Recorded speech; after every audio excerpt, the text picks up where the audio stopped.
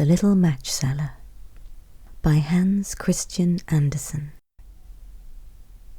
It was terribly cold and nearly dark on the last evening of the old year, and the snow was falling fast. In the cold and the darkness, a poor little girl with bare head and naked feet roamed through the streets. It is true she had on a pair of slippers when she left home, but they were not of much use. They were very large, so large indeed that they had belonged to her mother, and the poor little creature had lost them in running across the street to avoid two carriages that were rolling along at a terrible rate. One of the slippers she could not find, and a boy seized upon the other and ran away with it, saying that he could use it as a cradle when he had children of his own. So the little girl went on with her little naked feet, which were quite red and blue with the cold. In an old apron she carried a number of matches, and had a bundle of them in her hands. No one had bought anything of her the whole day, nor had anyone given her even a penny. Shivering with cold and hunger, she crept along. Poor little child! She looked the picture of misery. The snowflakes fell on her long fair hair, which hung in curls on her shoulders, but she regarded them not. Lights were shining from every window, and there was a savoury smell of roast goose, for it was New Year's Eve. Yes, she remembered that. In a corner between two houses, one of which projected beyond the other, she sank down and huddled herself together.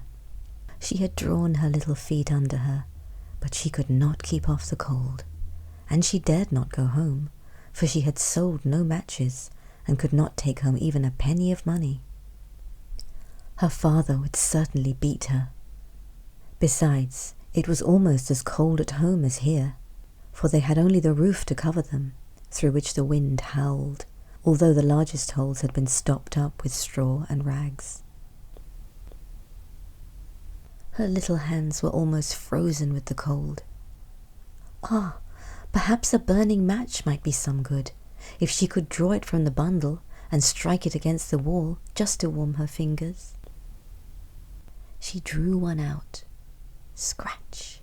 How it sputtered as it burnt! It gave a warm, bright light, like a little candle, as she held her hand over it. It was really a wonderful light. It seemed to the little girl as if she was sitting by a large iron stove with polished brass feet and a brass ornament. How the fire burned and seemed so beautifully warm that the child stretched out her feet as if to warm them, when, lo, the flame of the match went out, the stove vanished, and she had only the remains of the half-burnt match in her hand. She rubbed another match on the wall. It burst into a flame, and where its light fell upon the wall, it became as transparent as a veil, and she could see into the room. The table was covered with a snowy white tablecloth, on which stood a splendid dinner service and a steaming roast goose stuffed with apples and dried plums. And what was still more wonderful, the goose jumped down from the dish and waddled across the floor with a knife and fork in its breast to the little girl. Then the match went out, and there remained nothing but the thick, damp, cold wall before her. She lighted another match, and then she found herself sitting under a beautiful Christmas tree. It was larger and more beautifully decorated than the one she had seen through the glass door at the rich merchant's. Thousands of tapers were burning upon the green branches, and coloured pictures like those she had seen in the show windows looked down upon it all. The little one stretched out her hand towards them, and the match went out. The Christmas lights rose higher and higher, till they looked to her like the stars in the sky. Then she saw a star fall, leaving behind a bright streak of fire.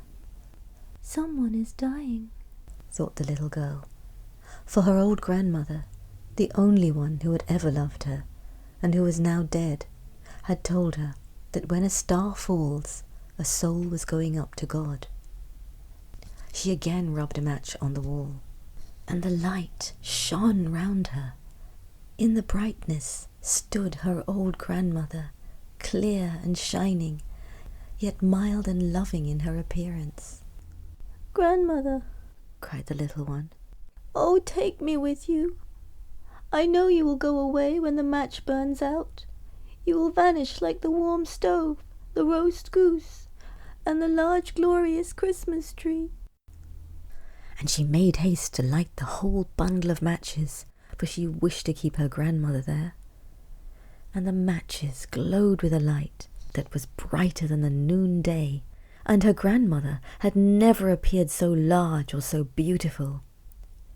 She took the little girl in her arms, and they both flew upwards in brightness and joy, far above the earth, where there was neither cold, nor hunger, nor pain, for they were with God.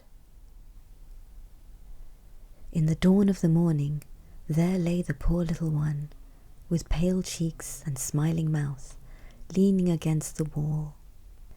She had been frozen to death on the last evening of the old year, and the New Year's sun rose and shone upon a little corpse. The child still sat in the stiffness of death, holding the matches in her hand, one bundle of which was burnt. She tried to warm herself, said some.